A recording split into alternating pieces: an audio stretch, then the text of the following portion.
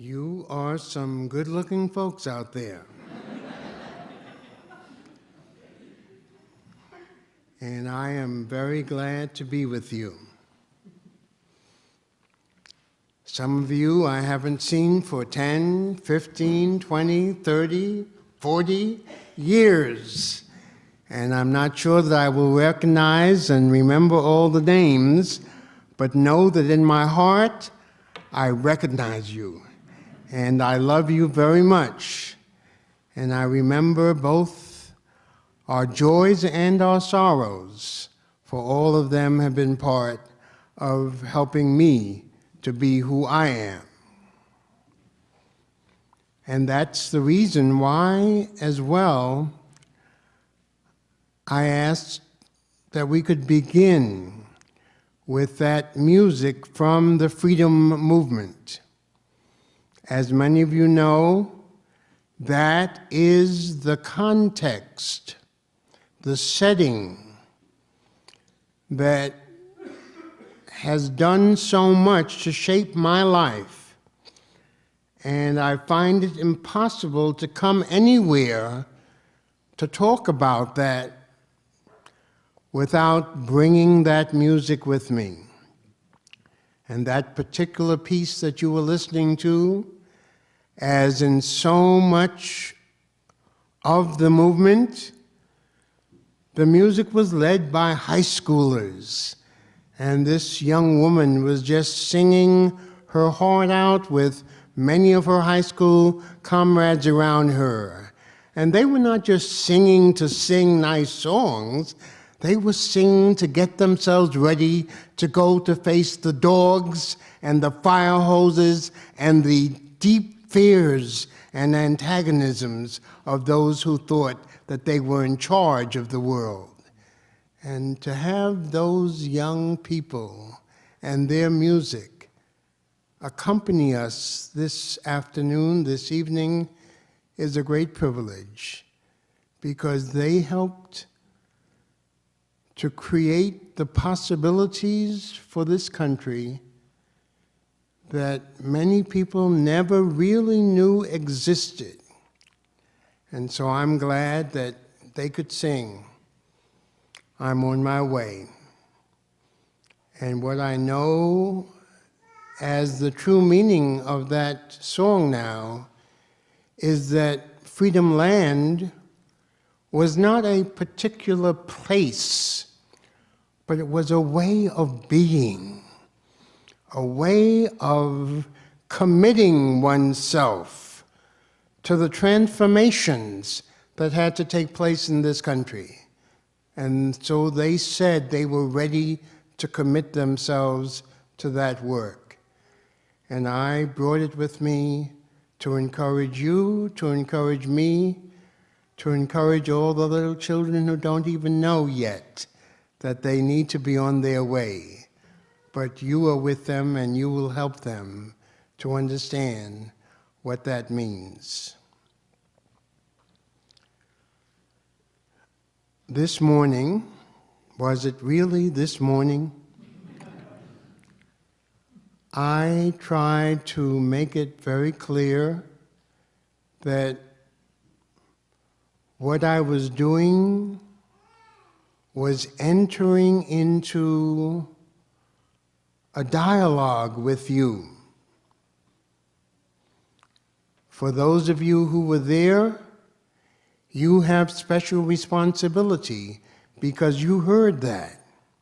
For those of you who weren't there, we're going to bring you into the responsibility right now. What I'd like to do is ask those of you who were there this morning, or even those who were not, if you would like to start off this evening by taking a piece of your responsibility in this dialogue. I'd like to know if there's anyone who, in the course of the 10, 12 hours since we've been together, has some thoughts about this morning, had some questions about this morning, had something that you wanted to work with, wrestle with, share, shout out, sing out.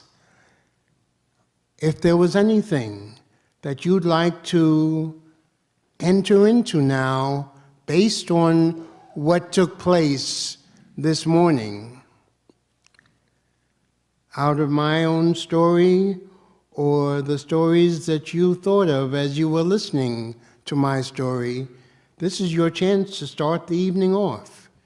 Anyone had a thought, a question ringing in you over these last few hours, here's your chance to start the evening off if you would like to. Mark is standing at the ready with the mic. By the way, oh good, I see a hand, wonderful.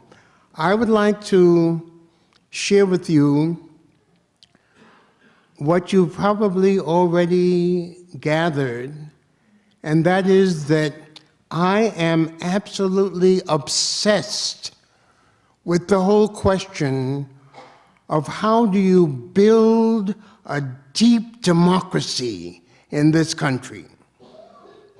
I am convinced that when we think about democracy, a truly multiracial, compassionate democracy, we are still a developing country. And just a small thing like the matter of always having enough supplies of hand mics so that there can be lots of opportunities for people to enter into conversation and not just to depend upon the mic that the speaker has and the voice as the only voice. I think that every democracy needs as many mics as we can possibly get, just a small matter. And I hope that you'll think about that the next time you're going into public purchases for the needs of a democratic society. How is it after having faced dogs, after having faced fire hoses, that you're not angry, that all that came through this morning in your presentation to us was your love? Where do you get the depth to be able to love in spite of all the injustices that you have seen in your life and continue to see, I assume? Don, thank you very much for the question. I think I was offering the same answer this morning that I would give now. I have been totally enwrapped in love from others. That's where my capacity to love comes from. It's no magic that I have. I have simply been loved by so many magnificent people. That's one thing. The second thing that I am very clear on, and that many of my friends and co-workers in the movement were clear on, was that anger is absolutely understandable. But if we are working towards certain goals of creating a new society, we don't have time to get wrapped up in anger. Anger can be there, it can be there for a while, but we don't want it to become a kind of game that we're playing with ourselves and with others. We want to move as quickly as we can on to the alternative. And as we go towards the alternative, the anger moves away because we have other work to do. So I think those two things are very much a part of the story. The anger is wrapped up in the loving concern and commitment, and the anger is put in its place by remembering what our goals are.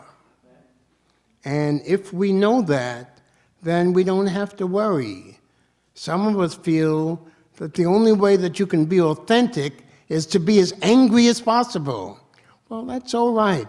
But sometimes you don't have, that's a luxury to be as angry as possible for as long as possible. Some of us have already discovered in our lives, I'm sure, that while we are going around being terribly angry at people who have done things to us, those people are off on another life altogether. And we are still wrapped up and wrenched by the anger. And what that means, of course, is that they have won and we have lost, because we are still tied up in the anger. And I don't think that any of us wants that to be our goal. Thanks you very much for that, Don. Let's take one or two other questions from earlier today, if they are here, and then we'll go on with this evening's part of the dialogue. Anyone else want to ask anything, say anything? That's right.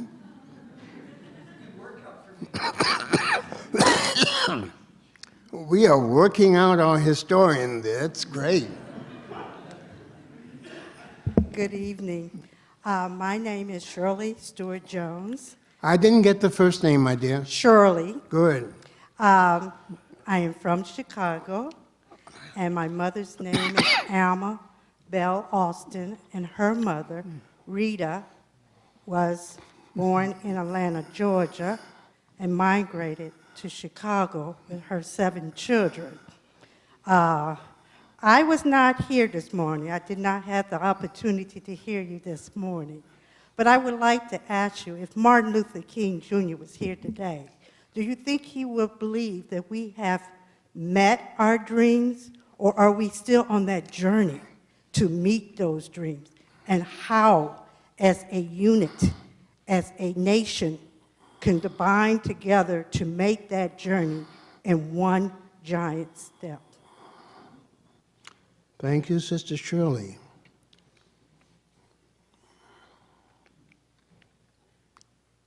I think my brother Martin, I know my brother Martin was a very wise person. And if we would take the time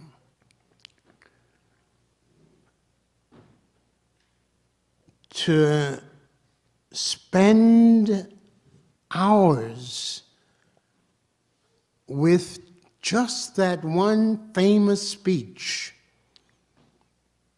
that we call the I Have a Dream speech, if instead of taking just a paragraph or two out of it, but went deeply into it and read it carefully, we would see that Martin was not looking for any miracles to come forth instantaneously because 250,000 people gathered in Washington, D.C., for instance.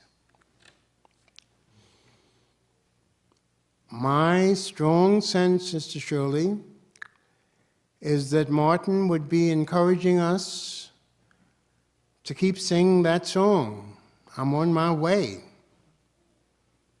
He would remind us that the building of a beloved community is not done just by the passing of very necessary laws.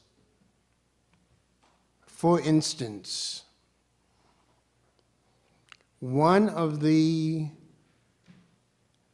set of sentences from that March on Washington speech, and remember, by the way, that that was a march for jobs and freedom. One of the phrases that many people like in that speech, Sister Shirley, is Martin's voicing a deep desire that the day would come when his 4 children would be judged not by the color of their skin, but by the content of their character. And usually people say, yeah, exactly, wow, yes. But Martin would be wise enough to ask us to think about the parentheses around all of that and ask us, oh, by the way, how do you get to know the content of another person's character?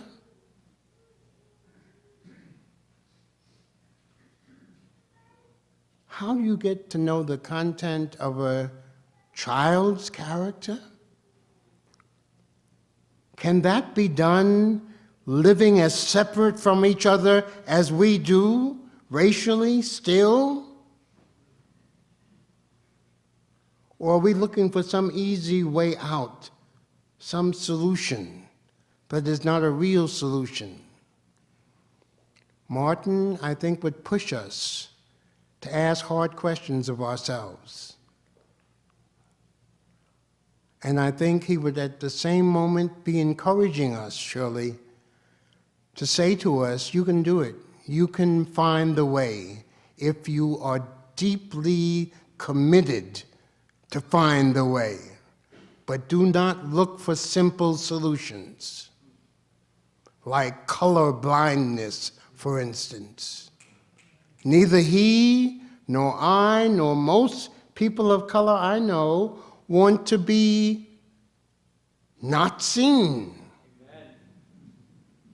Our color is a deep, deep part of God's gift to us. And if we can think of it in that way, we will not be blind to the color. We will just think of different things when we see the color than we do now.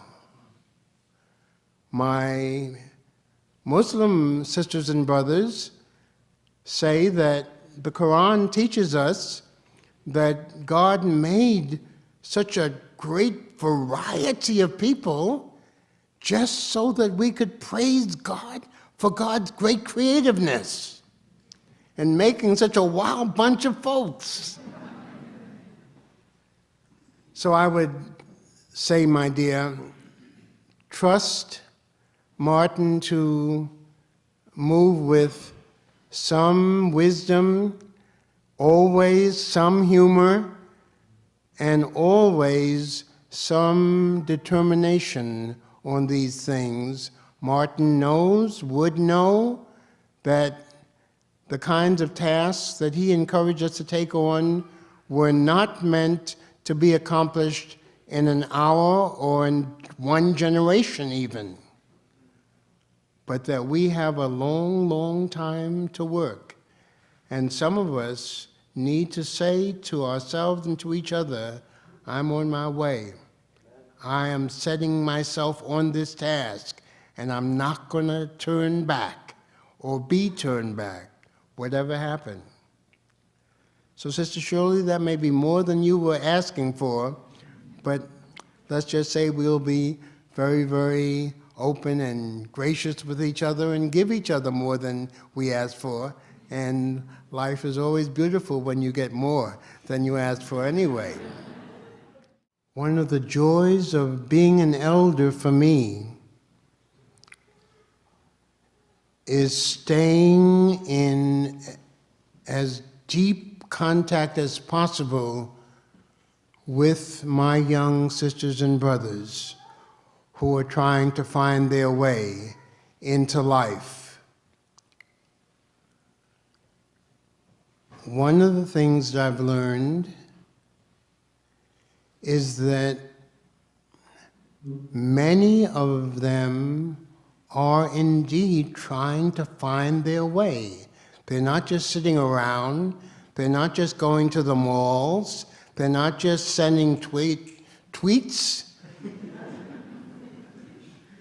They are trying to find their way and trying to understand how they are connected to that which came before them. And I am deeply impressed by how much some of them are wrestling with the question of how does this which happened in a past relate to me now, and how does it call me to help create a new future? I find, and maybe that's just the kind of folks that I attract around me, I find that most of the young people I meet and are able to engage in serious conversation are really wrestling with real issues about themselves, about life, about the meaning of this country. And so I am greatly encouraged by them and find them to be wonderful companions on the way. And I can't help but constantly remember the kind of young people that you heard in that music at the outset. So many of the young people of today, while they don't have the same kind of outlets that that young woman in Birmingham had, still they are carrying on the same determined struggle to be on their way. And they essentially say the same thing by words or actions. I'm going to ask my mama if I can go. If she says no, I'm going to go anyhow.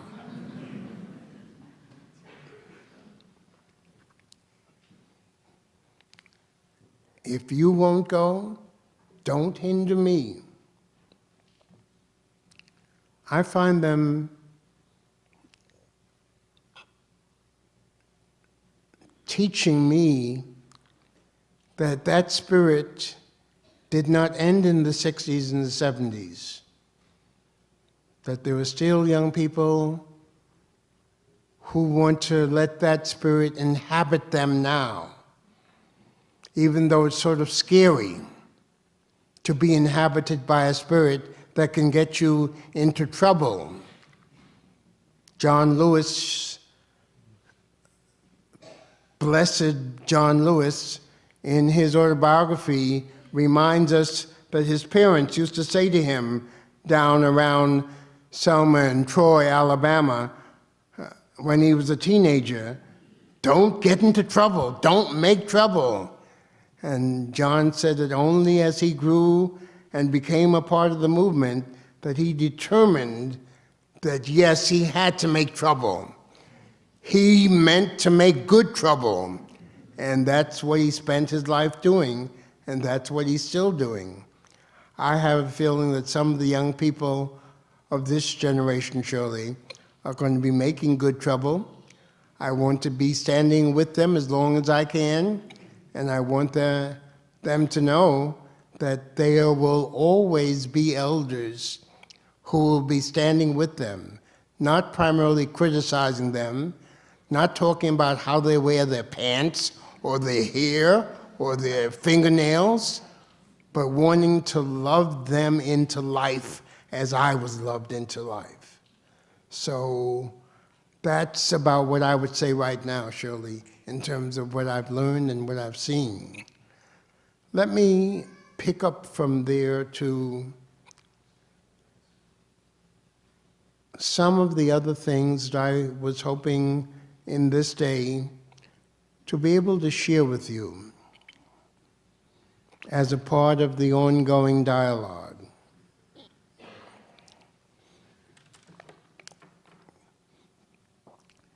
Before I came on campus, my brother Mark told me that some people were intrigued by the title, "Is America Possible?" Well, sometimes I'm intrigued by it too. Let me try to indicate where that is coming from.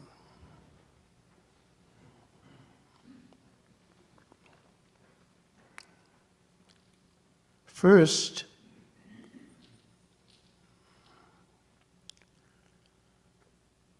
I have been deeply affected by a young man whose name I don't know. All that I know is that back in the early days of NPR, when I first began to be a junkie and listened to almost everything that I could on NPR, I heard a set of interviews that was being carried on all over, especially the non-white world.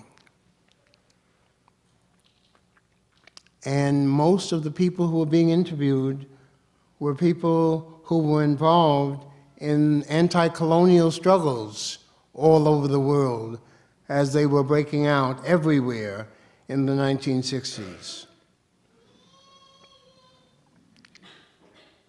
And this young man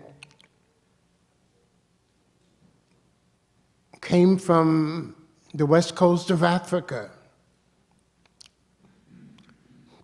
Gee, if you were here, I don't know whether he was from Liberia or not, but what I know and remember is that it was the west coast of Africa. He'd been in struggles there. And when he was asked to identify himself, he said, "I am a citizen of a country that does not yet exist."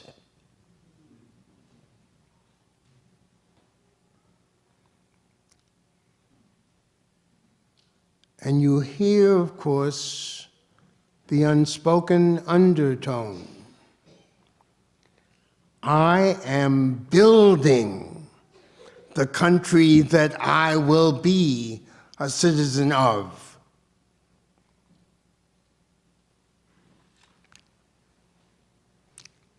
That caught my attention, and then especially toward the end of this last century, it seemed more and more to me to be absolutely appropriate for many of us in the United States of America, people of color, Anglos, LGBT folks, folks of all kinds of newness and strangeness and beauty, coming to a new sense that this country is not a finished piece of work, that it is not a kind of piece of white granite that you are given and told, here, love it or leave it, or take it or leave it. No, that this country is much more like a dark, dark clay, very malleable, still being shaped.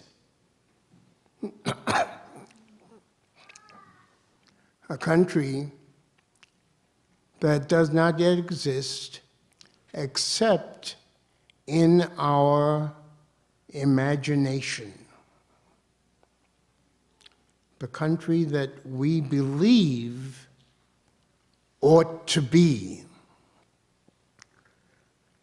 That's one piece of what has been opening me as I think of this matter of is America possible?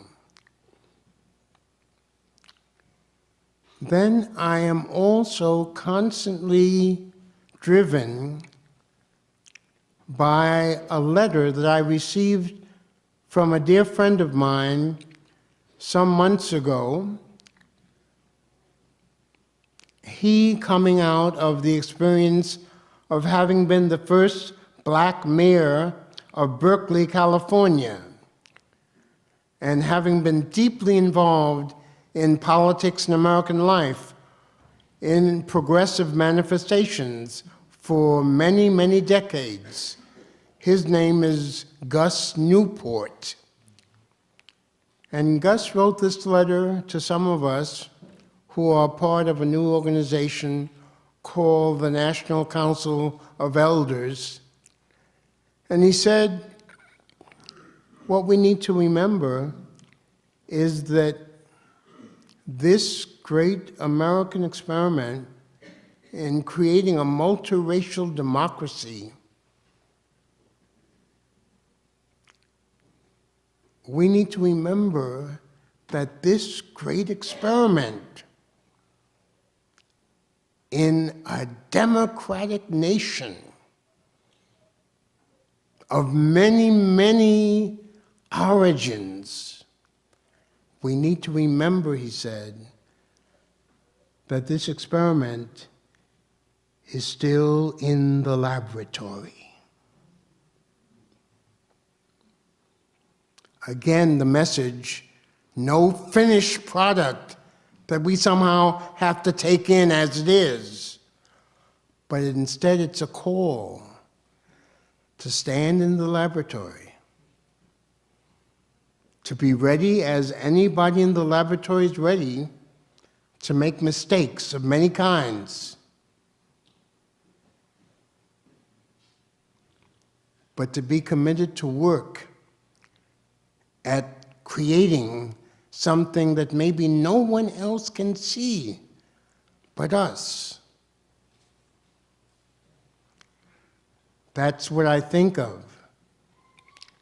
Now, there are two other things that may help you understand what I mean when I bring this term, is America possible? One of them might seem very heavy to some of you. I've had the great privilege of spending some time with the great Buddhist teacher, Thich Nhat Hanh, who first came to this country from Vietnam in 1966 to visit with Martin King, because Martin had nominated him for a Nobel Peace Prize. And when he came to the country, he came to visit Martin at the SCLC headquarters in Atlanta, and at the time I was teaching on the campus of Spelman College in Atlanta. And when some of us found out that Thich Nhat Hanh was going to be coming into the city, we just did everything that we could to get him to come to the campus of this historic Black institution and to spend some time with students that he might never have another chance to see and meet, and they not another chance for him. When he came, he spoke to the students, and any of you who have heard Thich Nhat Hanh or seen him, by the way, how many of you have seen or heard Thich Nhat Hanh in action? Okay, a few, good, good. A very small, diminutive, gentle, seeming almost fragile man. And this is what he said that I remember more than anything else. He said that he came into the country through California. And 66, California, filled with anti-Vietnam War action on the part of students. And he said, everywhere I went, the students were moving, the students were rising, the students were shouting, out of Vietnam now, we want this done now, now. And Thich Nhat Hanh said, I took some of the students aside and I said, my friends, I am so happy that you want to be in solidarity with our struggle. But I'd like you to think about this. I represent a movement that has been in struggle against foreign domination for 400 years. And I think that you Americans are going to have to learn how to struggle with patience. And of course, we Americans do not like to put those two terms together at all. For us, struggle means right now, at least by the time I graduate, and let's take care of it. I think that that is something for us to put in the back of our collections as we think about, is America possible? And how long will this take? The other thing that I want to simply share with you as a part of understanding what I am meaning by "Is America Possible?" is that wonderful poem by the dear brother Langston Hughes, who back in the 1930s, in the midst of the Depression, wrote the poem with the words that many of you are at least familiar with. America, you've never been America to me. Now that's hard stuff. And a lot of us would like to say nothing more than that. You've never been America to me. And just say it and say it and say it. But Langston would not stop there. Langston went on. America, you've never been America to me, but I swear this oath, you will be.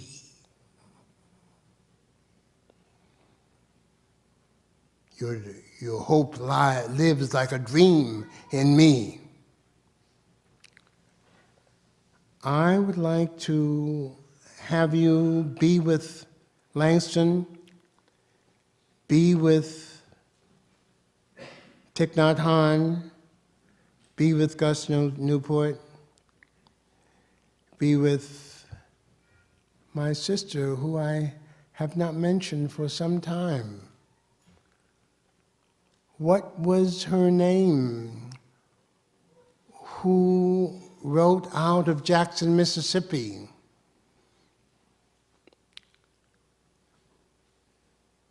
And wrote about her view of America and of black people in America. This is terrible.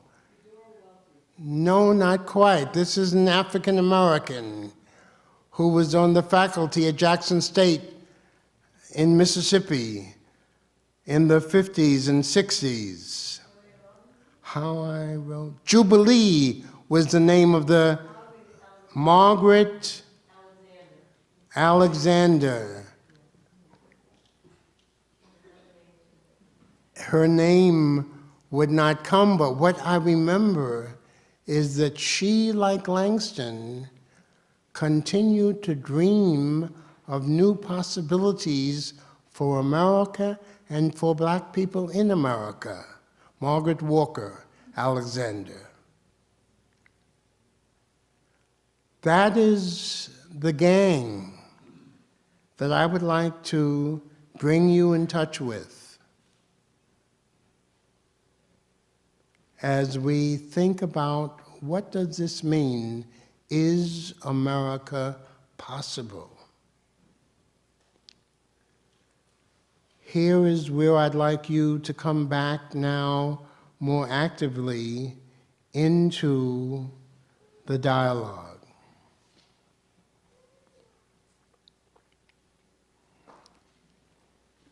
If you were dreaming America, if you were dreaming of an America that would be good for your children and other children and for children from all over the world, what would that America be like? What would be some of the characteristics of that America? What would its schools look like? What would its cities be like? What would its foreign policy be like? What I am suggesting is that it is absolutely necessary to dream a new America before there can be a new America. And I'd like to encourage you to do a little dreaming. If we had a bit more time, I would put you into small groups and let you do that dreaming together.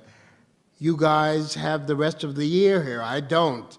Sometime in the rest of the year, there should be some dream gatherings. What is a new America? Who occupies it? How do people live in the new America? Anybody want to start off with some ideas about a new America for them and for their children, and for the wonderful possibility that we might even discover that all children are our children? Just think of a new America in that way. If this America contained grandchildren who were all ours, regardless of what they look like, all ours. Titus Bender would have 22 of them. All ours. Then what would we want for them? In Harrisonburg, in Washington, D.C., in Chicago? What would be part of your dream for a new America? Yes, friend.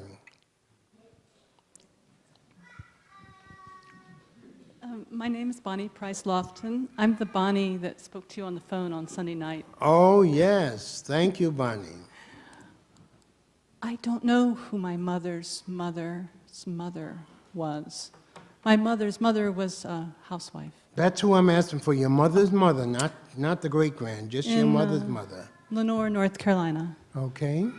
Where did she spend her childhood? She spent her childhood in Lenore, North Carolina, and my mother did too. Okay, and what about you? I was born in Tarboro, North Carolina, but we left when I was age 4. My father was fired for being a school principal in favor of integration of the white high school that he was Oh in. boy, led. oh boy. Bonnie, you just struck a chord with me, and it's one that my dear wife and I are constantly talking about, and that is that we need to find some way to let white people know about white heroes like that, so that they will know that the struggle for a new society is not made up just of Martin Luther King Jr. and some more wonderful black people, but that white people have risked themselves, including risked their living, in order to do what they believe to be Jesus' calling in their lives. So Bonnie, excuse me for interrupting you, sir, but I feel very deeply about that. I was very close to one of those heroes named Clarence Jordan, and to another one named Ann Braden. And I know that it would be good for high school young people who are white and black and college age to know that such white people existed and do exist. Thank you. Thank you, my dear, and thank you, Daddy, if he's still around. He died in 1998. and Okay, you can I don't still know thank why him. he wasn't part of a movement. He just did what he thought was right. Yes, yes, you don't have to be part of the movement to do what's right. Okay. What I wanted to ask you is, I read your letter on the internet, your open letter to President Obama, where you reacted to his order of the killing of Osama bin Laden in Afghanistan, and was very moved by that letter. And I found myself wondering, President Obama is our first black president, and before that, there was Condoleezza Rice, who was Secretary of State, and Colin Powell, who's Secretary of State, and Chairman of the Joint Chiefs of Staff.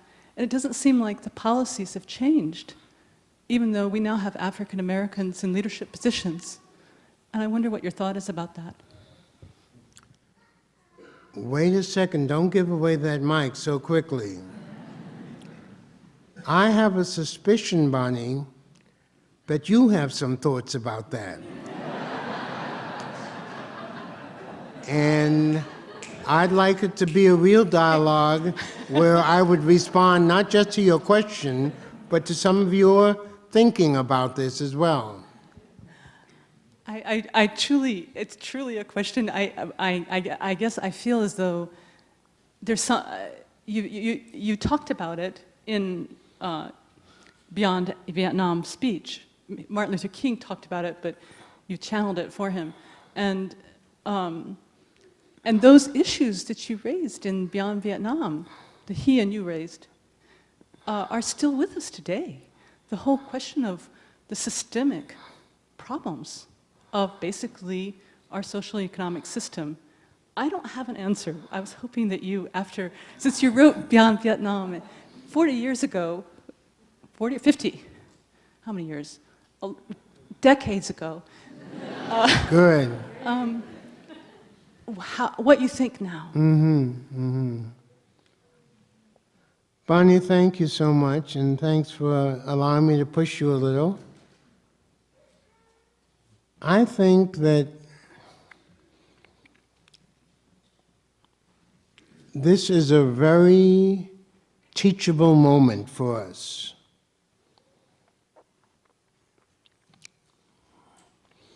I had an old, I always have to stop when I start talking about old people that I've known, recognizing I'm talking about myself after a while. I had a dear old friend who was almost totally a lifelong Marxist. His name was C.L.R. James, and he was a very active, engaged, provocative intellectual whose specialty was working on the overthrow of the French in Haiti. And he wrote about many other things, but I remember one conversation, especially at a point when there was a tremendous amount of talk among us about blackness and the need for more blackness.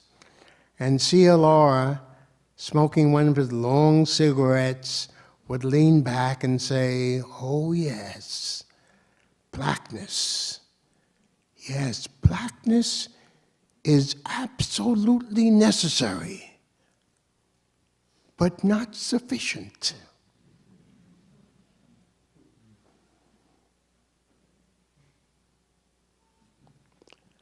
I think that one of the things that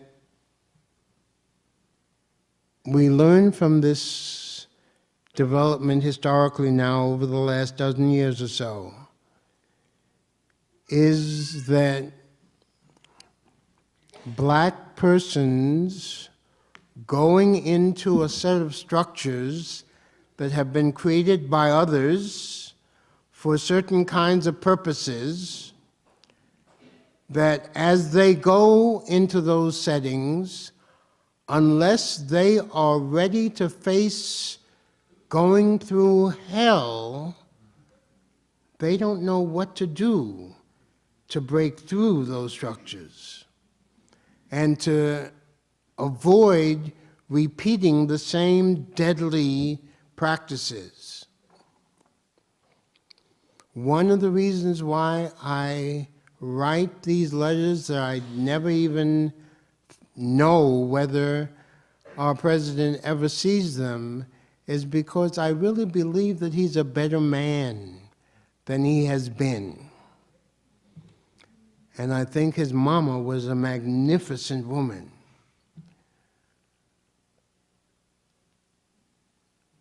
My sense is that not only do we learn that you can't create certain new realities simply by putting new colors in, but it reminds me of the prologue to the Constitution. It reminds me that we are not being a truly democratic society when we keep pointing to the president as magic doer. When the democratic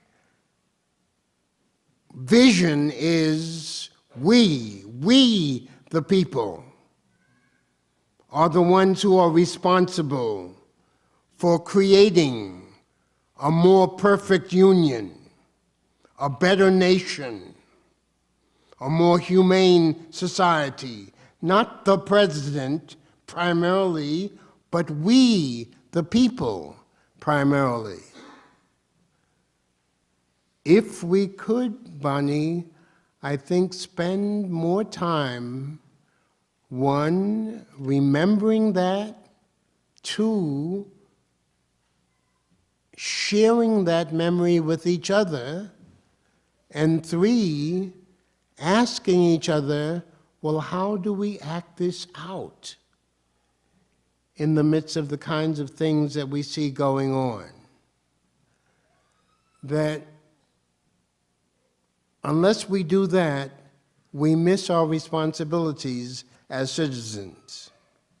And for me, the role of citizen is second only to the role of child of God. And I think we have to nurture that sense of what it means to be a citizen of a democratic society, or we will lose the democratic society and let it go into the hands of those, for instance, who believe that security comes first and democracy comes third or eighth.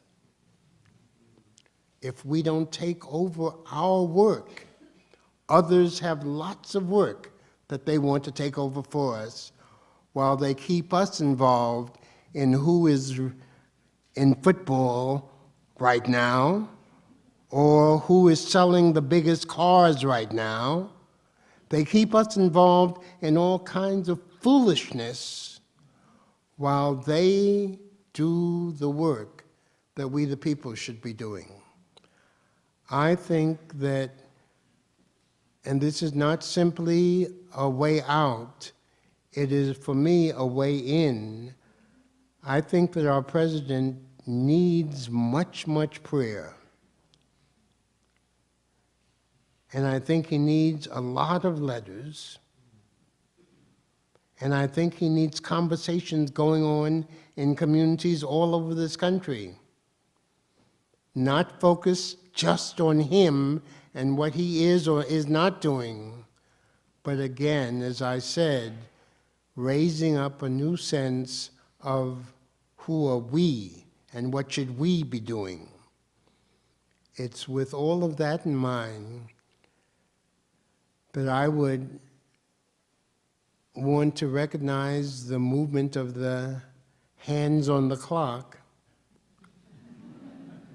and to suggest that what I've really been trying to say is that I believe America is possible, but it is only possible as we take hold of our responsibilities, not just to be good citizens, but to nurture our children in such a way that they will understand that their major role in life is not to get a big bank account, but to live out all the ways of compassion that they can in this country and outside of this country. From the little that I know these days about Eastern Mennonite University, I think you still have the capacities, the possibilities of helping America to be. But it has to become a very active spot on your radar and return to again and again. And don't wait until the next time I come, because nobody knows when that's going to be. But do it the next time you guys are together. And bring yourself together for the purposes of wrestling with these issues. It seems to me that for a college like this, a university like this, there could be no better purpose than helping people to understand what it means to be we the people, and to offer that understanding to as wide a spectrum of human beings as you can.